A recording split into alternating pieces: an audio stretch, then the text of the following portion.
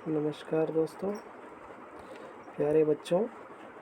आज कक्षा अष्टम का लेसन 5 अंग्रेजी में एलिस इन वंडरलैंड इस पाठ को आज हम पढ़ेंगे। ठीक है, चलिए पढ़ते हैं। Lesson 5 Alice in Wonderland. Alice जो एक बच्ची का नाम है, वंडरलैंड यानी अनोखी दुनिया। एलिस अनोखी दुनिया में। You have read the story of Alice in Wonderland in class 6 and 7।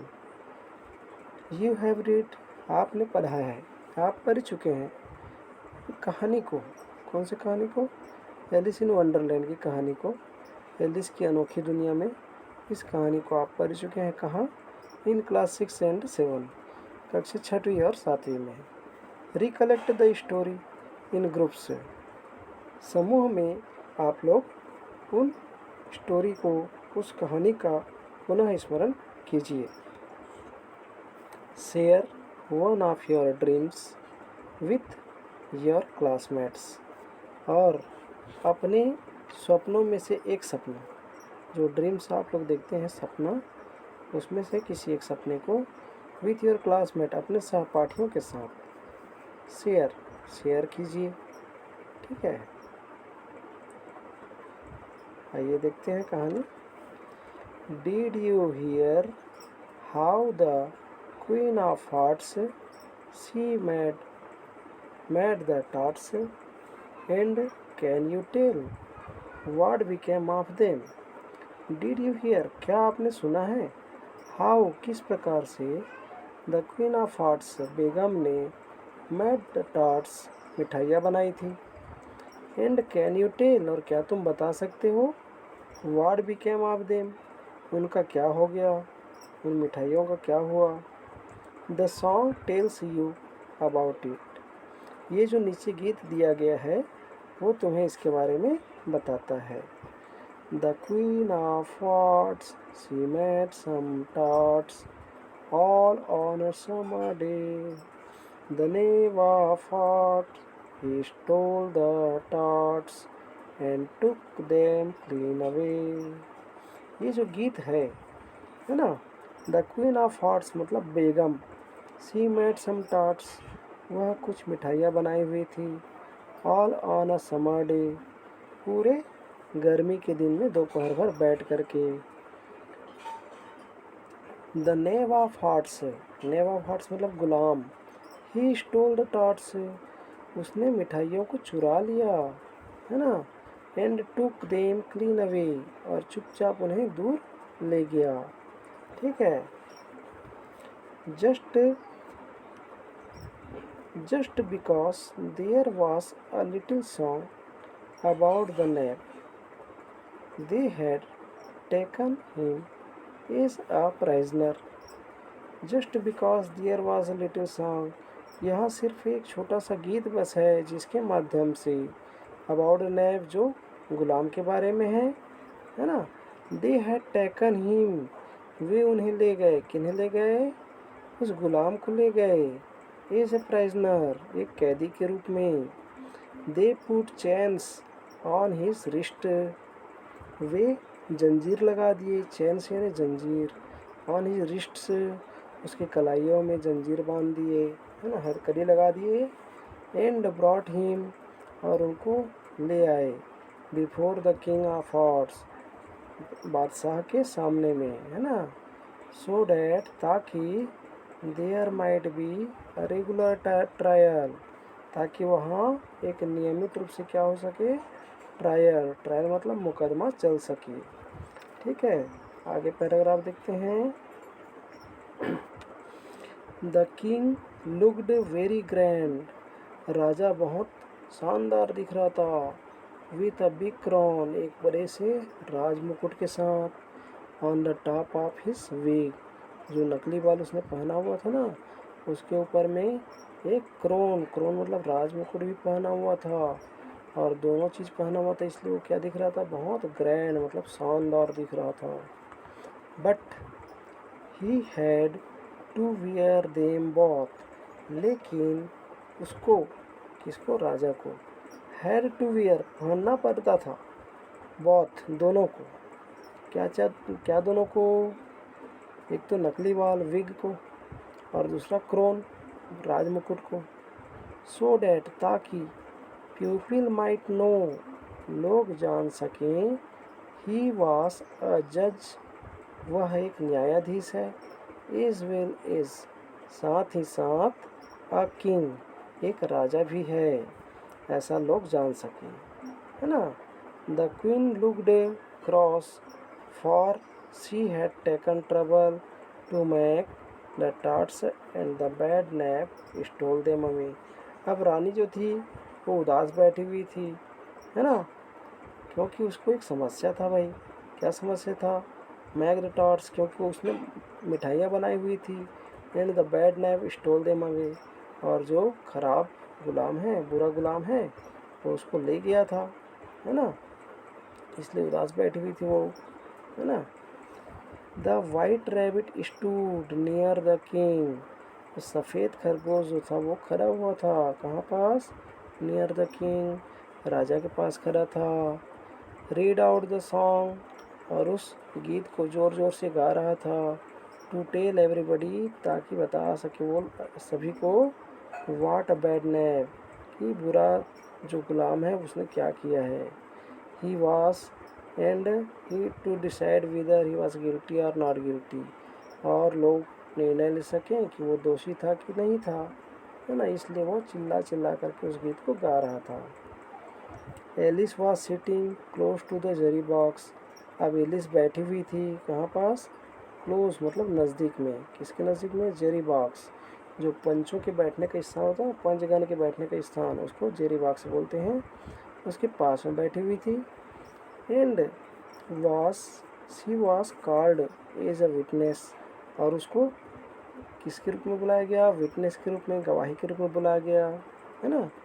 Alice हाजिर हो, इस प्रकार से। A person who has seen the prisoner, एक व्यक्ति जो कैदी को देखा हुआ है। To do whether he accused of or know something that is important a trial, या देखा हुआ है या जो जानता है उसके बारे में जो उसने कुछ कृत्य किया है। ये मुकदमे में महत्वपूर्ण होता है, इम्पोर्टेंट होता है किसी भी मुकदमे में, है ना।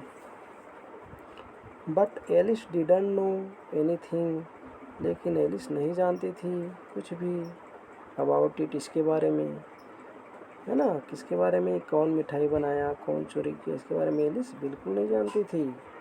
वाई इन द वर्ल्ड, इस संसार में ऐसा क्यों होता है? Did they want her to be a witness, उसको गवाही बनाना क्यों चाहते हैं लोग? शी थॉट, उसने सोची, वह सोची, है ना, एलिस जो है वो सोच रही थी ऐसा। द रैबिट ब्लेव हिज ट्रम्पेट, जो सफ़ेद खरगोश था ना, रैबिट खरगोश, ब्लेव हिज ट्रम्पेट, उसने अपना बिगुल बजाया। एंड शाउटेड आउट एलिस, और एलिस को पुकारा। And Alice jumped up in great hurry, अब एलिस कूद गई, है ना, जल्दीबाजी में, ग्रेट हरी मतलब हड़बड़ी में कूद गई। एंड हर स्कर्ट, और उसकी जो स्कर्ट थी, ओह अरे, it caught against the Jerry box, वो किस में फंस गया था? जेरी बॉक्स में, पंचों के जो बैठने का स्थान होता है, पंचगणों के बैठने का स्थान, उसमें फंस गया था।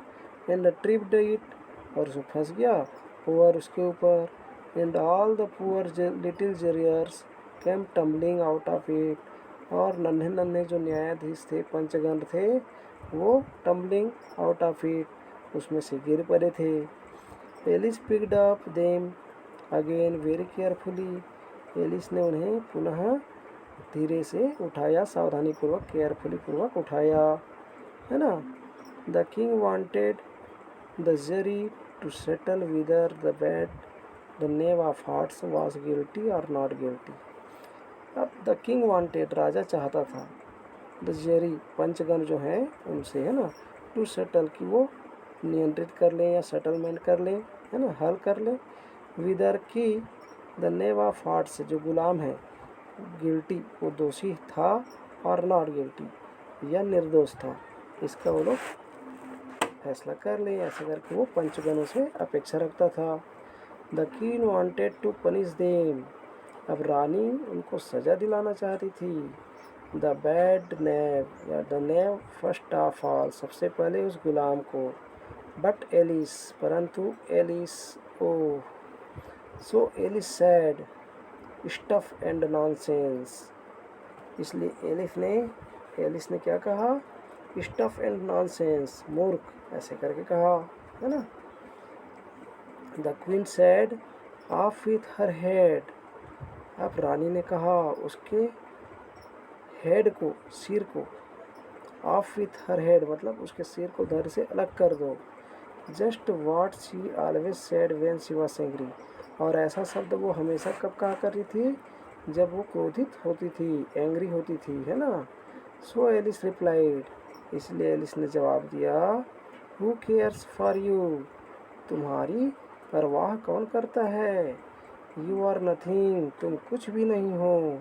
But a pack of cards, बल्कि क्या हो, ताश के गड्डी बस हो, है ना, ताश के पत्तियाँ हो, तुम्हारी परवाह कौन करता है। सो इसलिए दे वर ऑल एंग्री, इसलिए वे सब के सब क्या हो गए, क्रोधित हो गए। जब एलिस ने ऐसा कहा कि तुम कुछ नहीं हो, ताश की पत्तियाँ हो, तो सब के सब क्रोधित हो गए। And flew up in the air, और कहाँ उड़ गए जी, हवा में उड़ गए सब के सब। Then they all came tumbling down, और फिर वे एक एक करके धीरे धीरे क्या करने लगे, टम्बलिंग डाउन, नीचे गिरने लगे। Again and again all over poor Alice just like a shower of rain, ऐसा लग रहा था मानो बारिश का जो बूंद आता है ना, शावर ऑफ रेन, है ना, एलिस के ऊपर वो पत्तियाँ एक एक ठो गिरने लगी, है ना। तो ऐसा लग रहा था एलिस को मानो कि बारिश हो रही है और वर्षा की बूंदें उसके चेहरे पर गिर रही है। ठीक है। द नेक्स्ट थिंग, अगला चीज़ क्या हुआ, the Alice woke up, Alice जाग गई अपने सपने से, out of her curious dream, अपने इस क्यूरियस अनोखे सपने से, ड्रीम से जाग गई।